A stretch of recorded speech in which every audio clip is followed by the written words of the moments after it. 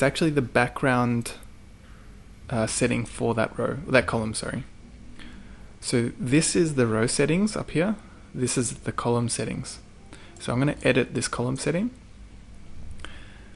and go into design options, and then under this section I've got my background image. Make sure it's set to cover. Then I'll click save. And then the other thing we need to do is make sure that this row setting is set to equal height, meaning the size of this image and the size of this column is exactly the same. Okay. So how would one add your own custom button? Let's look at this one. If we just look at the button settings, let's just have a look to make sure we can match it up. So the style, set it to flat. The shape, set it to square. The color, you can set it to the normal green or the classic green. The classic green is our darker green. The size can be normal, small or large, but I would suggest you stick with normal so that there's some consistency through the site. And you can align the button to the left hand side, which we've done here. It's on the left, not on the right. We can actually add an icon to this button if we wanted, to the left or to the right of the text, or we could set this button to be the full width. So let's try those two things. Let's make it full width and give it an icon. Save. Let's preview that.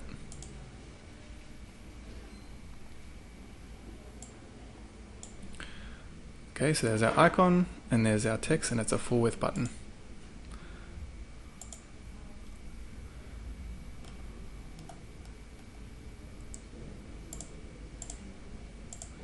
So if we wanted to add our own button, just click the plus symbol, and then in the top right, look for your button. There it is, go button. And then you're just going to edit the text. What should the button actually say? What's it linking to? Style, remember it's flat. Square. Color. Green, you can make it grey if you like, or chino.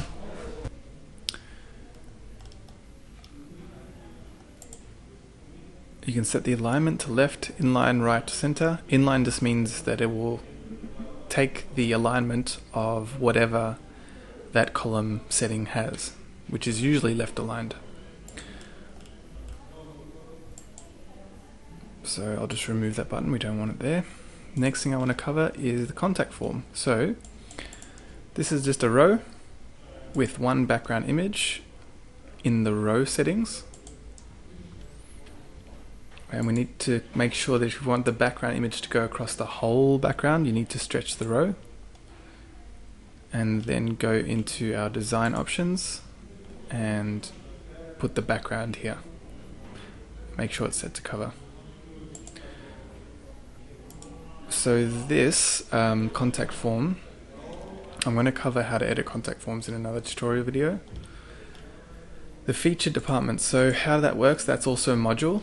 And you can just, this is what the module looks like. It's called a recent items module.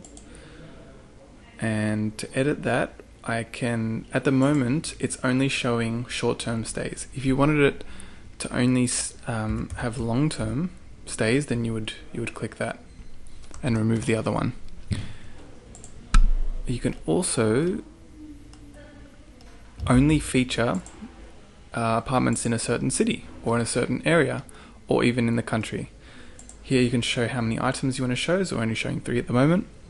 And we do want to show the featured, we can select that it only shows a featured image listing. So if I go to this page here, for example,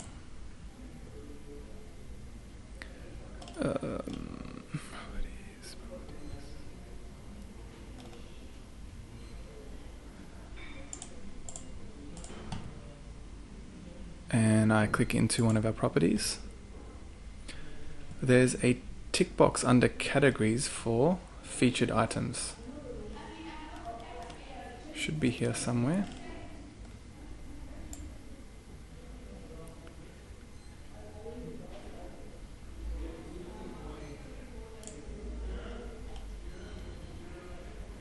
So we may have removed it.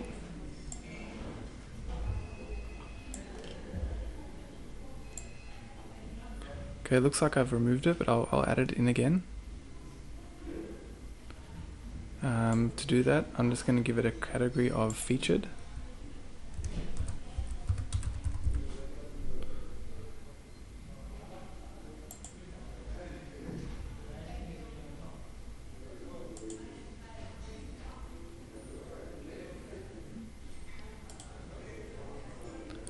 If I go back to our home page, it should now appear on our home page. There it is, Great King Street Residence. Please ignore that. It's actually, the way to set a featured item is actually, if you scroll down to on the listing, there's a tick box in the property details. So you can make it a featured property, and that's what's going to allow it to a feature there. So I'm actually, since I've now added this category, I'm actually going to go into my property categories, and I'm going to remove that property, that category of feature that we just added.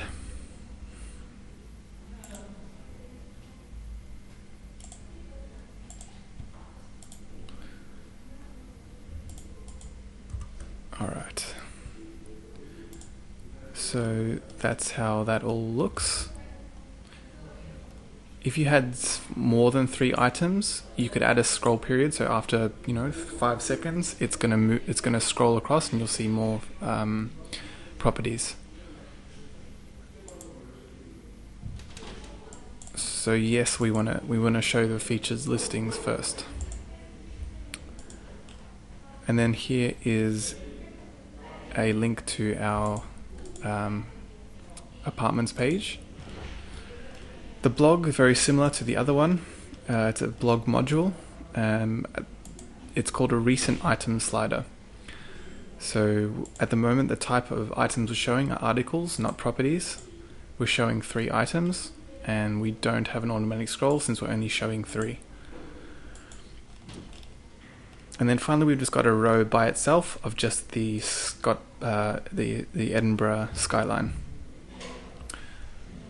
So I'll just update this page. Yeah, that's the first part of exploring Page Builder and making edits to a page. I will cover more in a video down the line. Thanks for watching, and if you do have any questions, we will add it to the next tutorials that we create. Thanks a lot, Baz. All the best.